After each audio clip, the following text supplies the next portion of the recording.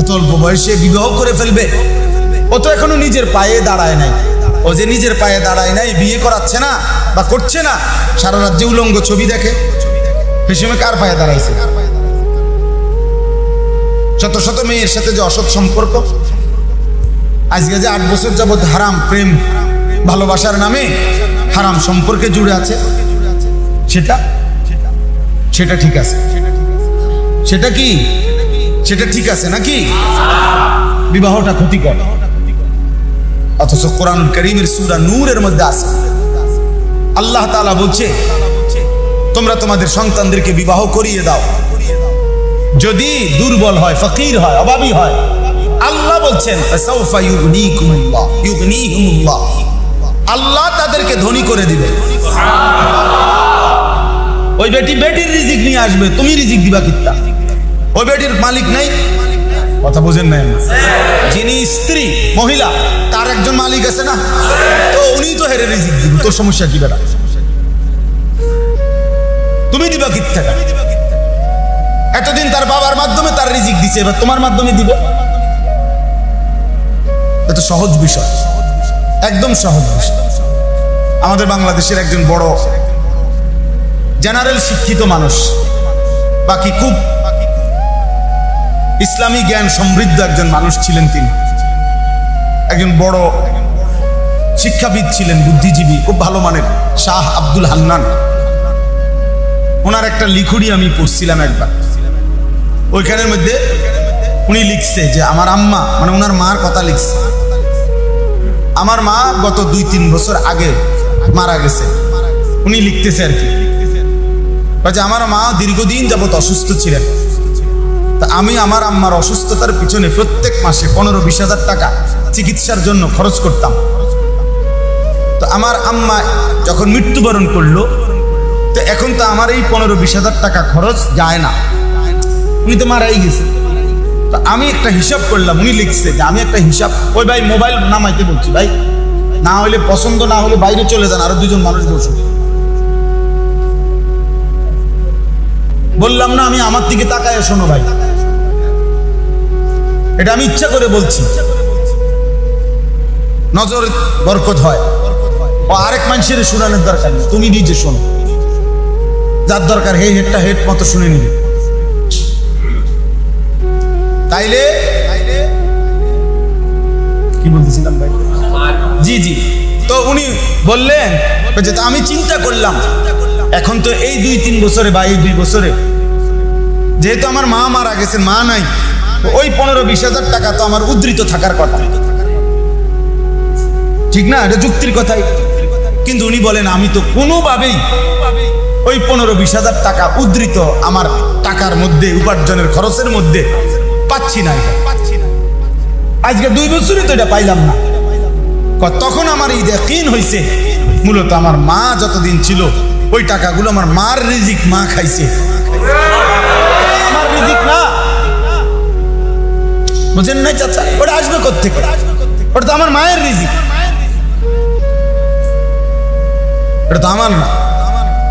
তখন আমি বুঝছি যে আমার মার রিজিক মূলত মা, আমার রিজিক নাই। আমরা বুঝতে চাই না, মা বাপেরে খাওয়াইলে কষ্ট হয়ে যাবে, শুধু বউ আর বাচ্চা আলাদা, এত বড় ফ্যামিলি, ছোট ভাই বেড়াদর এগুলো সব লইয়া খাওয়াইলে, আত্মীয় স্বজনের খোঁজ খবর রাখলে অভাবে পড়ে যাবে। না রে দোস্ত, ওরা ওর রিজিক খায়, তোমার হাত দিয়ে দেয় আল্লাহ, তোমার হাত দিয়ে দেয়। বলে আমার হাত দিয়ে দেয় কা? তোমার নেকি দেওয়ার জন্য। বুঝেন নাই? তোমার কি দেওয়ার জন্য? কাতিলুহুম ইউআযিবুহুমুল্লাহু বিআইদিকুম। এই আয়াতের তাফসীর আমরা পড়ছি। পূর্ববর্তী জাতিতে, আগের নবীদের আমলে মানুষ যদি আল্লাহর নাফরমানি করত, কেউ সীমা লঙ্ঘন করত, আল্লাহই কোনো না কোনো আযাব দিয়ে, শাস্তি দিয়ে ধ্বংস করে দিতেন। এটা আপনারা শুনছেন না? কওমে নূহ আলাইহিস সালামের কওম, লূত আলাইহিস সালামের কওম, শুআইব আলাইহিস সালামের কওম, হুদ আলাইহিস সালামের কওম, আল্লাহ আযাব দিয়ে দিয়ে কি করে দিছে? শেষ করে দিছে। কিন্তু আমাদের নবী সাল্লাল্লাহু আলাইহি সাল্লামকে আল্লাহ তাআলা বলছেন আপনার উম্মতের জন্য হুকুম হইল প্রত্যেক নাফরমানের বিরুদ্ধে আপনার উম্মত যুদ্ধ করতে হবে, জিহাদ করতে হবে, কিতাল করতে হবে। আপনার উম্মতের হাতে আমি আল্লাহ ওদেরকে শাস্তি দেব, বিনিময়ে আপনার উম্মতকে জিহাদের অপূরণীয় অকল্পনীয় নেকি দিয়ে জান্নাত দিয়ে দেব। কাতিলুহুম ইউআযিবুহুমুল্লাহু বিআইদিকুম, তোমরা যুদ্ধ করো, আল্লাহ বলছে তোমাদের হাতে আমি আল্লাহ দুশমনকে কি করব, শাস্তি দেব। এটা আমাদের জন্য আল্লাহ তাআলার দয়া, এটা কঠিন কাজ না। তোমরা জিহাদ করবা, আল্লাহর জন্য জান দিবা, লড়াই করবা, জিতলেও জান্নাত, মরলেও জান্নাত। তোমাদের জান্নাত দেব, তোমাদেরকে জান্নাত দেওয়ার শর্টকাট ব্যবস্থাপনা আমি আল্লাহ করে দিই। যাই হোক, কথা লম্বা হয়ে গেল। ওই কথাটা বলতেছিলাম যে ইসলাম একটা বাচ্চা, কোলের বাচ্চাটা পর্যন্ত যাতে করে পূর্ণ আখলাক তরবিয়ত, উত্তম চরিত্রে গড়ে ওঠে, এজন্য মা বাবার দিকে, স্বামী স্ত্রীর দিকে পর্যন্ত খেয়াল রাখছে। আমাদের নবী সাল্লাল্লাহু আলাইহি ওয়াসাল্লাম বলছেন, নবীজি বলছেন পুরুষকে যে মানুষ 4 জিনিস দেখে বিয়ে করে, নবীজি বুঝাই দিছে তুনকাহুল মারআতু লিআরবাঈন।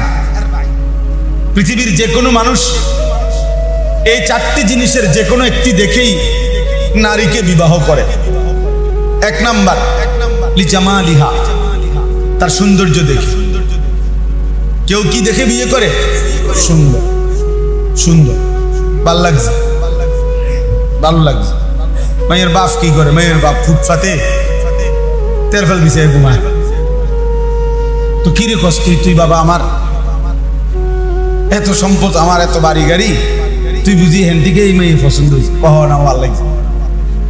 কিছুদিন আগে এক অভিভাবক আমার এই দুঃখ করছে, কোটি কোটি টাকার মালিক, ওনার ছেলে ওই রাস্তার পাশে ভবঘুরে এক লোক তেরফাল বিছায় ঘুমায়, বেড়ার মাইয়ার হেতে বলে পছন্দ হয়েছে। জাত নাই, পাত নাই, বংশ নাই, চরিত্র নাই, মেয়ে হুজুর হইতে কয় এই মেয়ের দিকে বলে এর ভালো লাগছে। এই সৌন্দর্য দেখে কি হয়ে গেছে? পাগল হয়ে গেছে। তাহলে কেউ সৌন্দর্য দেখে কি করে? বিবাহ করে। 2 ওয়ালি হাসাবিহা, 2 নাম্বার হলো কেউ বংশ দেখে বিবাহ করে, বংশ। 3 ওয়ালি মালিহা, কেউ অর্থকড়ি সম্পদ দেখে কি করে? 4 ওয়ালি দীনিহা, কেউ দিন দেখে, ঈমান, ইসলাম, তাকওয়া, পর্দা, আল্লাহ ভীরুতা, এটা দেখে বিবাহ। কয়টা হলো? কেউ সুন্দর দেখে বিয়ে করে, কেউ বংশ দেখে বিয়ে করে, কেউ সম্পদ দেখে বিয়ে করে, কেউ দিনদারি দেখে কি করে? নবীজি সাল্লাল্লাহু আলাইহি সাল্লাম বলেন আমার উম্মত, আমার উম্মতের পুরুষ ফাজফার বিজাতিদ দ্বীন, আমি নবী তোমাকে বলছি তুমি দ্বীনকে প্রাধান্য দিও, প্রাধান্য দিও, প্রাধান্য দিও। 3 বার বলছে, আর বলছে তারিবাত ইয়াদাকা, যদি আমার এই কথাটাকে তুমি গুরুত্ব না দাও উম্মত, আল্লাহ যেন তোমার বেইজ্জতি করে। প্রথম কথা হলো এই হাতে ধরা যতগুলো মোবাইল, ওগুলো বন্ধ করতে হবে। আপনি এখানে বসে বসে চেয়ারে ছবি উঠাবেন, এর জন্য তো এটা মজলিস না, এটা তো তামাশার জন্য দেওয়া হয় না। ওই দেখেন, ওই বাচ্চাটার দিকে দেখেন, যে অপদার্থ অভিভাবক তার হাতে দিছে, ওই অভিভাবক সবচেয়ে বড় অপদার্থ।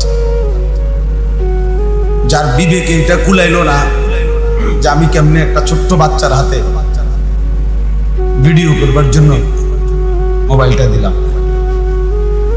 একজন সুস্থ বিবেকবান মানুষ এটা কেমনে করতে পারে না। আল্লাহ নবী সাল্লাল্লাহু আলাইহি ওয়াসাল্লাম বলছেন ফাআবাওয়াহু ইউহাব্বিদানিহি আও ইউনাসসিরানিহি আও ইউমাজ্জিসানি, প্রতিটা মানব সন্তান কুল্লু মাউলুদিন ইউলাদু আলাল ফিতরা, প্রত্যেকটা মানব সন্তান আল্লাহকে মানার, দ্বীন মানার পূর্ণ যোগ্যতা নিয়েই ভূমিষ্ঠ। অতঃপর তার মা বাবা মানে অভিভাবক তাকে ইহুদি বানিয়ে দেয় অথবা খ্রিস্টান বানিয়ে দেয় অথবা অগ্নিপূজক বানায়। মানে মা বাবা অভিভাবকের গাফলতিতে এই সন্তান নষ্ট হয়েছে। স্বাভাবিকভাবে 18-20 বছর বয়সে, এরপর থেকে সে নষ্ট হয়েছে এমন না। এই নষ্ট হওয়ার বীজ অনেক আগ থেকে শুরু হয়েছে। প্রকাশ পাইছে একটু পরে আর কি, কিন্তু ফসা ধরছে আরো আগের থেকে, গুণে ধরছে আরো আগেই, কিন্তু সবাই টের পাইছে হয়তো গুণটা একটু পরে আর কি, পুরাটা গুণ ধরছে। এই জন্য এই ছোট্ট ছোট্ট এই সমস্ত আহ্লাদ, এইটাই 16 বছর পরে 18 বছর পরে বড় হয়ে যায়। আজকের এই ও বাচ্চা মানুষ 4 বছর বয়স, 3 বছর বয়স না,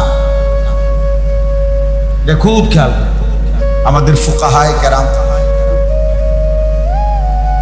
ওনাদের বক্তব্য হলো স্বামী স্ত্রী তাদের এই কোলের বাচ্চা দেয়, কোলের বাচ্চাও যদি সজাগ থাকে, তার সামনে স্বামী স্ত্রীর একান্ত মেলামেশা, একান্ত আন্তরিকতা এটা না করে। হোক বাচ্চাটা একবারই কোলের দুধ খায়, সে কিছু বলতেছে না, কিন্তু তার এই চোখ, তার এই নজর, এটা প্রভাব বিস্তার করে। এখন প্রকাশ পাবে না। কোন মানুষের যেদিন ডায়াবেটিস হয় ওই দিনে টের পায়, অনেকদিন পরে। কোন মানুষের অনেক রোগ আছে যেটা অনেক আগ থেকেই শুরু হয়েছে, টের পাইছে হয়তো 5 বছর পরে, 7 বছর পরে, 10 বছর। এজন্য এটা একটা গুরুত্বপূর্ণ বিষয়। আমাদের ইসলামী মনীষীগণ আলাদা আলাদা ভাবে বাচ্চাদের তরবিয়ত কিভাবে করবে একজন অভিভাবক, সেই ছোট্ট বাচ্চা আলাদা আলাদা ভাবে কিতাব লিখছে। প্রতি 6 বছরের হিসাব আলাদা আলাদা লিখছে। জন্মের পর থেকে 6 বছর একটা হিসাব, 6 বছর থেকে 12 বছর একটা হিসাব, 12 বছর থেকে 18 বছর একটা হিসাব, 18 বছর থেকে 24 বছর একটা হিসাব, 24 বছর থেকে 30 বছর একটা হিসাব। এই বিশেষ করে এই 30 বছর 6 বছর করে করে আলাদা আলাদা পরিবর্তন, তার আচরণ, এগুলোর উপরে ওনারা কিতাবের মধ্যে লিখছেন আলাদা আলাদা। আল্লামা ইমাম ইবনুল কাইয়িম আল জাওজিয়া রাহমাতুল্লাহর কিতাবে এগুলো বর্ণনা আছে। আমি গতকালকেও বসে বসে পড়তেছি। এইবারও আমি হজ্জের সফরে মক্কা শরীফ থেকে কিতাব কিনে আনছি, শিশু বাচ্চার যত হুকুম আহকাম এই সম্পর্কিত কিতাব, ইবনুল কাইয়িম রাহমাতুল্লাহ তুহফাতুল মাওদুদ বি আহকামিল মাওলুদ কিতাবে। ছোট বাচ্চার আলাদা বিধান আছে। বাচ্চা ছেলের বিধান একরকম, বাচ্চা মেয়ের বিধান আরেক রকম। বাচ্চা ছেলের পেশাবের হুকুম একরকম, বাচ্চা মেয়ের পেশাবের হুকুম আরেক রকম। অর্থাৎ এটা একটা জরুরি বিষয়। আমরা এটা বুঝি, একজন সচেতন বাবার উচিত, ওই ভাই এই যে ওইটা বসেন, ওরা একটা ভিডিও করতে আসছেন কেন, ওটা বাইরে ভিডিও করে আকাম করতে আসছে না ভাইয়া, তোমরা আরো একটু চাপো, একটু করে জায়গা করে দাও, এখান দিয়ে তো জায়গা হবে, যেটুকু সম্ভব জায়গা করে দাও, দাও ভাই, আসো না, আগায় আসো, এই যে এই কোনা আপনারা একটু চাপাই বসে দাও না। আরে ভাইয়া 1 ইঞ্চি যদি কেউ জায়গা দেয়, কোরআনুল কারীমের মধ্যে আল্লাহ বলছে আমি তোমাকে জায়গা দেব।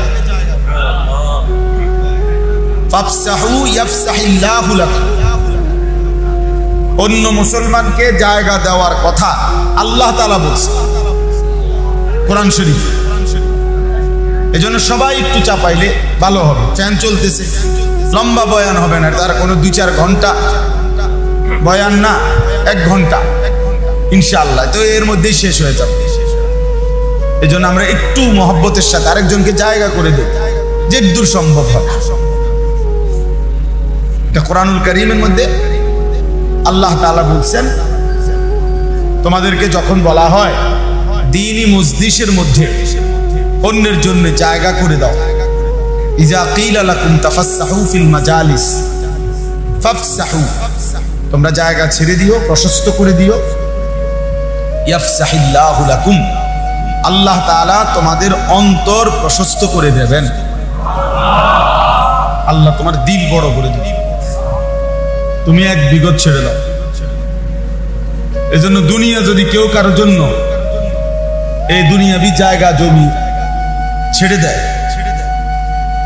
এর দ্বারা সীমাহীন বরকত, আল্লাহ তার দিল বড় করে দেয়, আখিরাতের জান্নাতের প্রশস্ত জায়গা দিয়ে দেয়। হাদিসের মধ্যে আছে আল্লাহ তাআলা যখন তার কোনো বান্দাকে হেদায়েত দিতে চায়, তো আল্লাহ তাআলা তার দিল প্রশস্ত করে দেয়। ফামান ইউরিদিল্লাহু আন ইয়াহদিয়াহু, কোরআনের আয়াত, ইয়াশরাহ সাদরাহু লিল ইসলাম, সরাসরি কোরআন শরীফ। আল্লাহ বলেন, আল্লাহ যাকে হেদায়েত দিতে চান, তো আল্লাহই ইসলামের জন্য তার অন্তর প্রশস্ত করে দেন।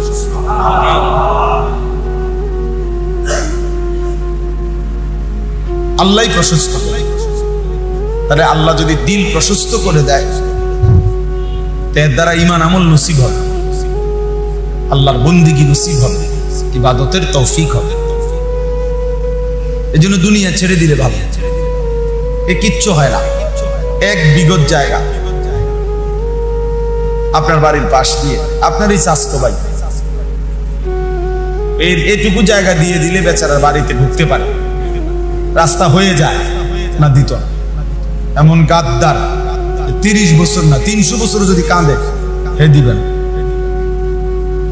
আছে না এমন শক্ত মানুষ? কি দিতেন না কেন? না দিতাম না, কইছি দিতাম না, তো দিতাম না। দরকার হলে 30 বছর না 90 বছর মামলা করে তারে দেখাই আছে, জমি জামা ভিটামাটি সব বেচালাম, কিন্তু তারে দেখাই দিন তুই কেমনে নেস চাই জমি। আরেক দিক দিয়ে দরকার 30 শতক বেচালাবি, কিন্তু এই এক বিগত এবার রাখিয়া দেখা শুধু উড়াইব। তার কি শুধু উড়াইবেন? একদিন সেও মরে যাবে, একদিন আপনিও মরে যাবেন, একদিন দুইজনই মরে যাবে। শুধু শুধু ইয়াকুলু আহলাকতু মালাল লুবাদা আয়াহসাবু আল্লাম ইয়ারাহু আহাদ।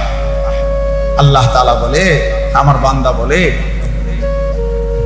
নাফরমান কি বলে শুনো, দুনিয়া বাঁচবার জন্য, দুনিয়ায় টিকে থাকার জন্য আমি অজস্র টাকা খরচ করেছি, অঢেল টাকা ব্যয় করেছি বেঁচে থাকার জন্য। 3 লাখ টাকা দিয়ে একদম গেট বানাইছি, বাউন্ডারি বড় করে, বাড়ির চারদিকে মজবুত ওয়াল দিছি, এক একটা দরজা 1 লাখ টাকা, সেগুন কাঠের এমন মজবুত বাড়ি বানাইছি, চারিদিকের নিরাপত্তা এত কঠোর, এর উপরে আবার সিসি ক্যামেরা নিয়ন্ত্রিত। আজরাইলের আব্বাও তো আসতে পারতো না, আজরাইল আসবে, সিসি ক্যামেরা আছে না, বুঝলেন? আজরাইল আসবে কেমন? সিসি ক্যামেরা আছে, SS5 এর গেট, কলাপসিবল গেট, সেগুন কাঠের দরজা, আজরাইল এগুলোতে ঢুকবে কিভাবে? আল্লাহ বলেন, সে মনে মনে বলতেছে আমি অনেক টাকা খরচ করছি, কিসের জন্য? বেঁচে থাকার জন্য। আয়াহসাবু আল্লাম ইয়ারাহু আহাদ। আল্লাহ বলেন, ওরে জিজ্ঞেস করো তো, সে কি এই ভেবেছে যে তাকে কেউ দেখে না? কি কথা, মানে কি মনে করছো? আল্লাহ বলছে, এই বান্দা কি ভাবছো, তোমারে কেউ দেখে না? না, দরজা বন্ধ করলে আর কেউ দেখে না, লাইট বন্ধ করে ফেললে আর কেউ দেখে না, অন্ধকার হয়ে গেলে আর কেউ দেখে না। হ্যাঁ দেখে চাচা, দেখে। চাচা বলছে দেখে। এটাই আল্লাহ জানতে চাইছে। তুমি কি এই ভেবেছো যে তোমাকে কেউ দেখে না? আয়াহসাবু আল্লান ইয়াকদিরা আলাইহি আহাদ, এর আগে এই সূরাতে আল্লাহ বলছে ও কি ভেবেছে যে তার উপরে কারো কোনো ক্ষমতা নাই? কি মনে করছো তোমার উপরে কারো ক্ষমতা নাই? আছে কারো ক্ষমতা? কি কেউ দেখে? কখন কখন বলো না ভাইয়া, কখন কখন? অন্ধকারেও তিনি দেখে, আলোতেও তিনি, আলোতেও তিনি। আল্লাহ তাআলা বলছে তোমরা যখন যা করো,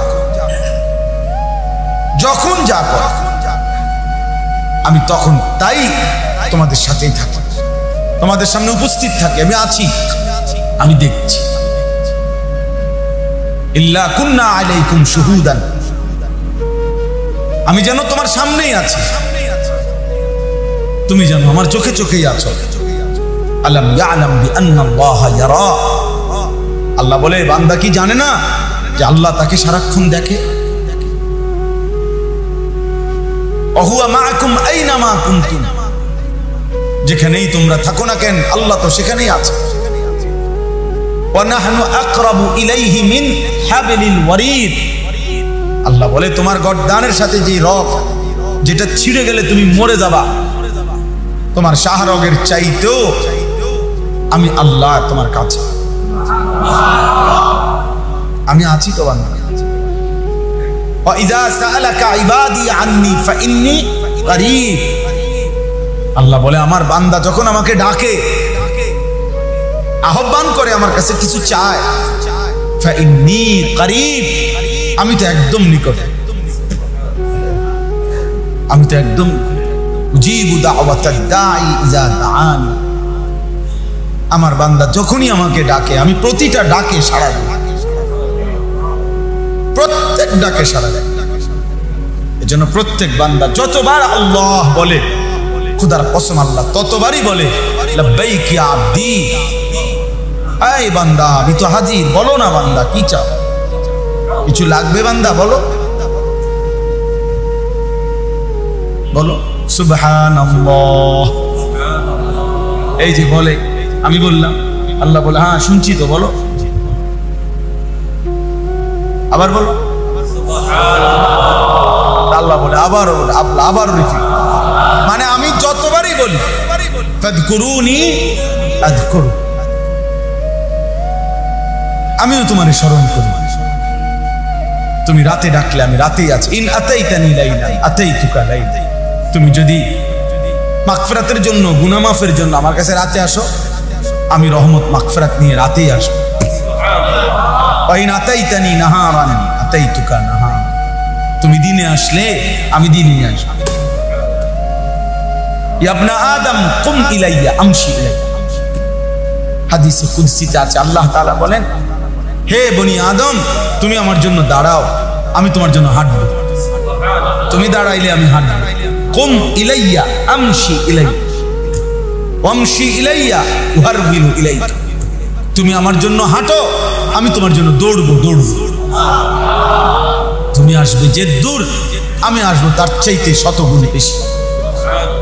ওয়াহদি ইলাইহি মান ইউনিব, আল্লাহ বলেন যে বান্দা আল্লাহর দিকে ঝুঁকে আসে, একটু ঝুঁকে, একটু আগ্রহী হয়, একটু আন্তরিক হয়, একটু ঝুঁকে আসে আল্লাহর দিকে, আল্লাহ কোরআনে বলছে কসম বান্দা আমি তার চাইতে বেশি এগিয়ে হেদায়েত দিয়ে দেব।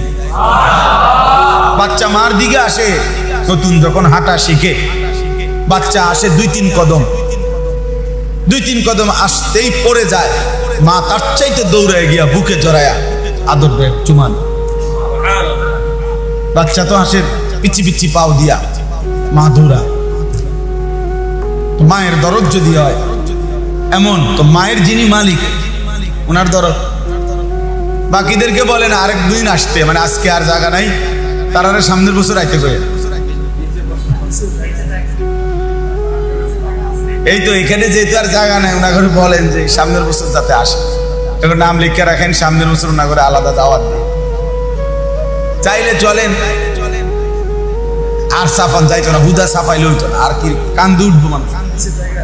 নিচে যান ভাই, একজন এখানে দাঁড়াইয়া বলেন, আপনারা আপনাদের স্বেচ্ছাসেবক ভাই একজন উনি গেটে দাঁড়ান, বুঝাই বলেন চাচাদের। তো ভাই আমি রাগ করছিলাম না, রাগ না, বলার উদ্দেশ্য হলো আমাদের বাচ্চা আমাদের কাছে আমানত, আমাদের বাচ্চা আমাদের কাছে কি? ইসলাম শুধু বাচ্চাটা না, এই বাচ্চাটার সৌন্দর্যের জন্য বিবাহের প্রথম থেকে ওই কোন পুরুষ মহিলা একত্র হইতেছে, বিবাহ হচ্ছে, এখানে পর্যন্ত ইসলাম শতভাগ নজর রাখছে, যেন পরবর্তী এর মাকসাদ যে পরবর্তী যে সন্তান আসবে, জেনারেশন আসবে, একটি বিবাহ মানে ভোগ না, একটি বিবাহ মানে উপভোগ না, বিবাহ মানে শাহওয়াত পূরণ না, বিবাহ মানে এটা নয়। আল্লাহ তাআলা কোরআনুল কারীমের মধ্যে বলছে লিতাসকুনু ইলাইহা ওয়া জাআলা বাইনাকুম মাওয়াদ্দাতান ওয়া রাহমা। তাইলে ওই পরবর্তীতে এখান থেকে যে জেনারেশন আসবে, আল্লাহ তাআলা মানুষের ধারাবাহিকতা এই বিবাহের মাধ্যমে, স্বামী স্ত্রীর মাধ্যমেই এই পৃথিবীতে ছড়িয়ে দিয়েছেন। এটা তো কোরআনের বক্তব্য। ইয়া আইয়ুহান নাস ইত্তাকু রাব্বাকুম আল্লাযী খালাকাকুম মিন নাফসিন ওয়াহিদা ওয়া খালাকা মিনহা যাওজাহা ওয়া বাসসা মিনহুমা রিজালান কাসীরান ওয়া নিসাআ। আল্লাহ বলেন, হে মানুষ, তোমরা আল্লাহকে ভয় করো, যিনি তোমাদেরকে একজন আদম থেকে সৃষ্টি করেছেন এবং সেই আদম থেকে তার স্ত্রীকে বানিয়েছেন, এবং উভয়ের মাঝ থেকে অগণিত পুরুষ এবং নারী এই পৃথিবীময় ছড়িয়ে দিয়েছেন। স্বামী স্ত্রীর মাঝে এই পৃথিবীর প্রথম বন্ধনের নাম কি? বাপ মা?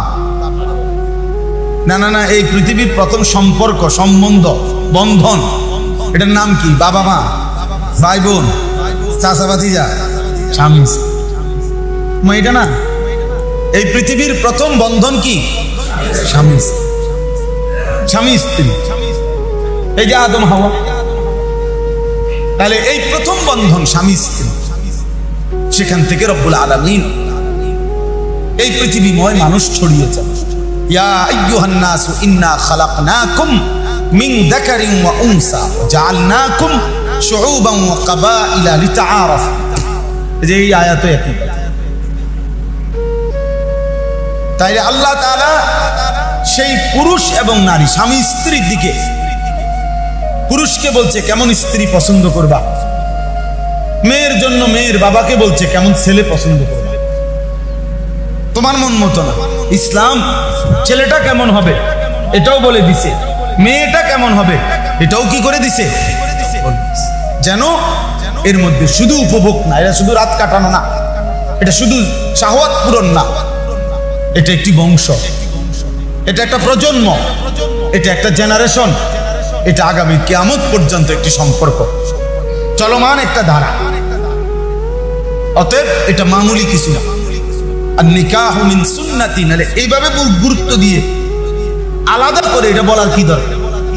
নবীজি বলেন, বিবাহ আমার সুন্নাত, ফামান রাগিবা আন সুন্নতি ফালাইসা মিন্নি। যে আমার সুন্নাত থেকে বিমুখ, মানে এই বিবাহ করতে ইচ্ছুক নয়, আল্লাহ রাসূল বলেছে সে আমার উম্মতের অন্তর্ভুক্ত নয়, সে আমার উম্মতের অন্তর্ভুক্ত নয়। এত অল্প বয়সে বিবাহ করে ফেলবে, ও তো এখনো নিজের পায়ে দাঁড়ায় নাই। ও যে নিজের পায়ে দাঁড়ায় নাই, বিয়ে করাচ্ছে না বা করছে না, সারা রাত যে উলঙ্গ ছবি দেখে, সে সময় কার পায়ে দাঁড়াইছে? শত শত মেয়ের সাথে যে অসৎ সম্পর্ক, আজকে যে 8 বছর যাবৎ হারাম প্রেম ভালোবাসার নামে হারাম সম্পর্কে জুড়ে আছে, সেটা সেটা ঠিক আছে? সেটা কি? সেটা ঠিক আছে নাকি? বিবাহটা ক্ষতিকর। অথচ কোরআনুল কারীমের সূরা নূরের মধ্যে আছে, আল্লাহ তাআলা বলছে তোমরা তোমাদের সন্তানদেরকে বিবাহ করিয়ে দাও যদি দুর্বল হয়, ফকির হয়, অভাবী হয়। আল্লাহ বলছেন আল্লাহ তাদেরকে ধনী করে দিবে। ওই বেটি বেটির রিজিক নিয়ে আসবে, তুমি রিজিক দিবা কিত্তা? ওই বেটির মালিক নাই, কথা বোঝেন নাই? যিনি স্ত্রী মহিলা তার একজন মালিক আছে না, তো উনি তো হেরে রিজিক দিবে, তোর সমস্যা কি বেটা? তুমি দিবা কিত্তা? এতদিন তার বাবার মাধ্যমে তার রিজিক দিছে, এবার তোমার মাধ্যমে দিবে। এটা সহজ বিষয়।